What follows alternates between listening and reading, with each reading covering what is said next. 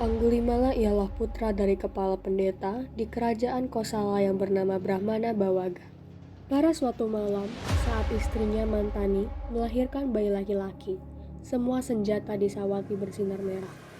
Berkah itu langsung dikutuk oleh kegelapan.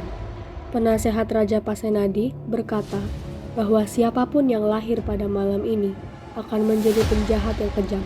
Rupanya, bayi tersebut ialah anak dari sang penasehat. Ia menawarkan bayi itu kepada raja untuk dieksekusi keesokan harinya.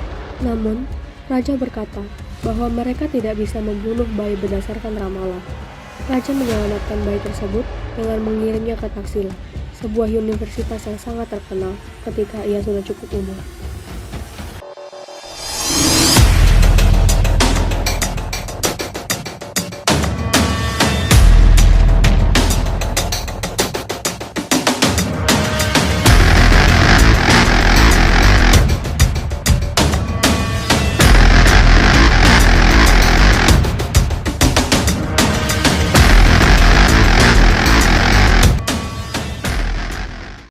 Ahimsaka ialah murid yang sangat pandai dan juga patuh kepada gurunya. Oleh karena itu, ia disenangi oleh guru maupun istri gurunya. Murid yang lain pun menjadi iri hati kepadanya. Dasar cupu, udah cupu, caper lagi. Suka banget jadi perhatiannya dosen. Tahu tuh jangan-jangan dia pergi ke dukun buat bikin dosen suka sama dia. Dia, kalau kayak gitu terus, lama-lama besar kepala. Lagian dosennya juga polos banget. Oh, aku ada ide. Gimana kalau kita isengin dia sebagai balas dendam? Kayak gimana tuh? Sini, sini.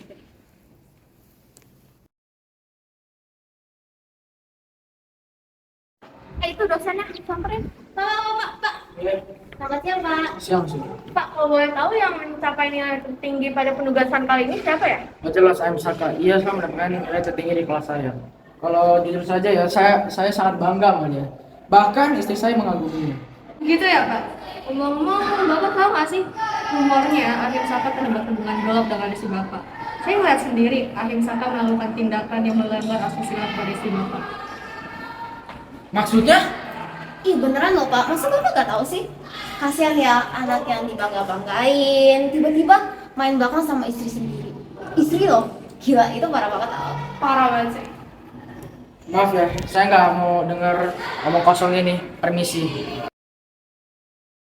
Mulanya sang guru tidak mempercaya mereka, tetapi setelah disampaikan beberapa kali, ia mempercaya mereka. Dia bersumpah untuk mengenyahkan Ahimsaka. Untuk melenyapkan anak tersebut harus dengan cara yang sangat kejam, sehingga dia memikirkan sebuah rencana yang lebih buruk daripada pembunuhan. Ahimsaka, beraninya ia bermain-main denganku.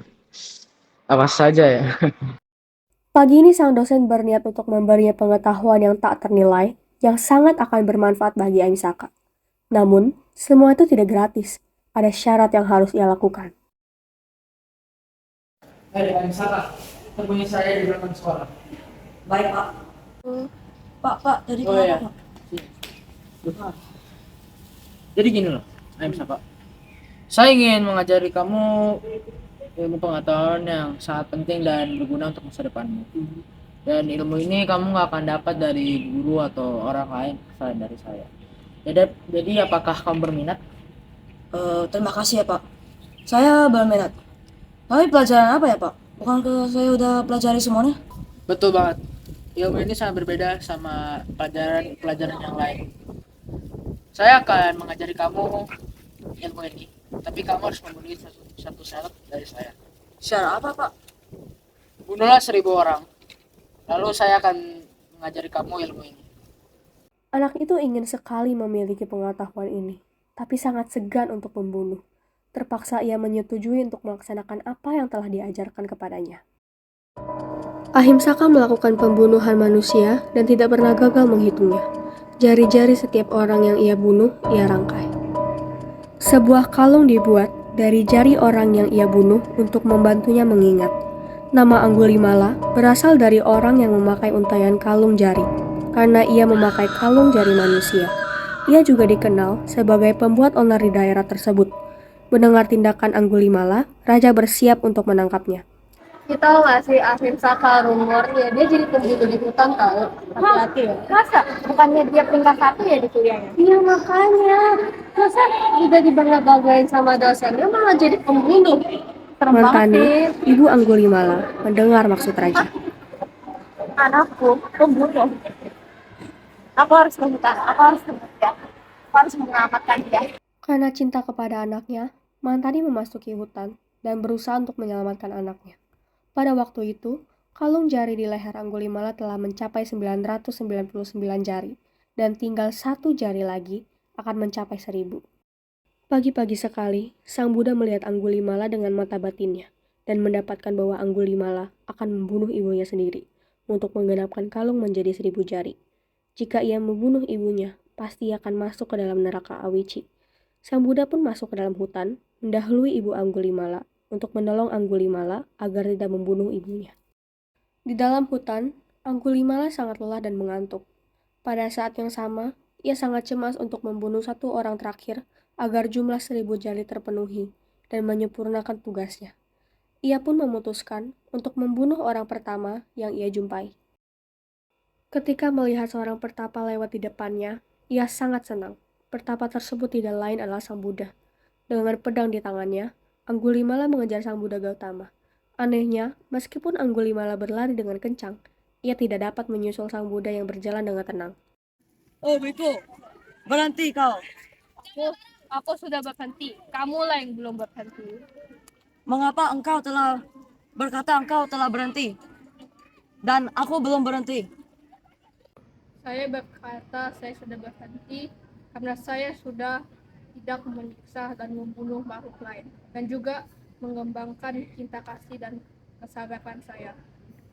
Tapi kamu belum mengembangkan cinta kasih dan kesabaran kamu dan masih menyiksa dan membunuh makhluk lain. Oleh kata itu, kamulah yang belum berhenti. Adalah kata-kata orang yang bijaksana. Biku ini amat sangat bijaksana dan amat sangat berani. Dia pasti adalah pemimpin para biku. Tentu dia adalah Sang Buddha sendiri. Dia pasti datang kemari khusus untuk membuat saya menjadi sadar. Dan pada saat itu, Anggulimala melempar senjatanya dan bersujud kepada Sang Buddha. Dan pada akhirnya, Anggulimala memohon kepada Sang Buddha untuk diterima menjadi biku. Kemudian di tempat itu juga, Sang Buddha menerimanya menjadi seorang biku. Ibu Anggulimala mencari anaknya di hutan dengan memanggil namanya, namun gagal menemukannya. Ia kembali ke rumah.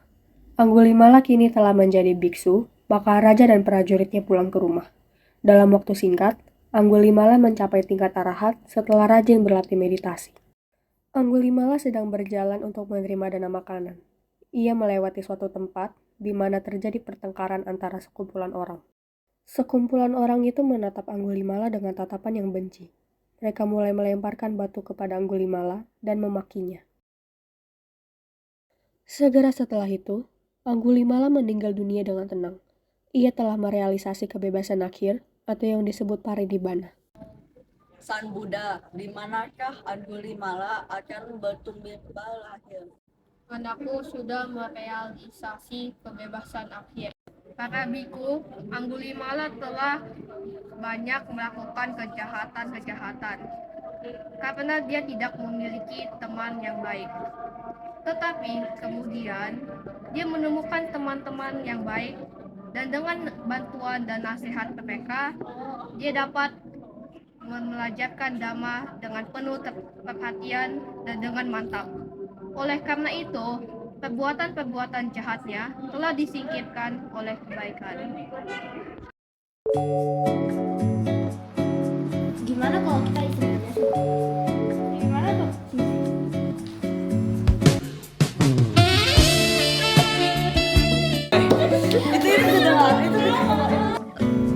Pak, tadi kenapa?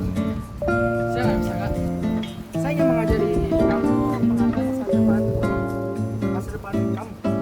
Dan juga ilmu pengetahuan ini kamu nggak akan dapat. Pak, tadi mau Siang AMC kak. mantap Jas. Adiknya. This monkey. Mantap Jas. Jadi kumpullah 1.000 orang, maupun laki-laki apa perempuan, nggak apa-apa. Lalu saya akan mengajari kamu ilmu ini. Baik, Pak. Pergi sana.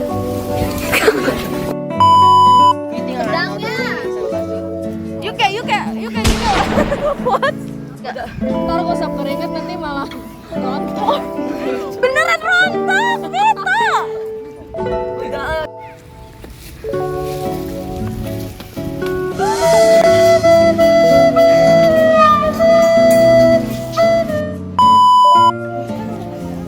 Kedang dikit Wel, kedang dikit Wel. Kedang. Oke. Lihat sendiri loh. Maksudnya? Ayo belum selesai ngomong. Ya. Wadinya kayak gitu, Kak. Yang benar.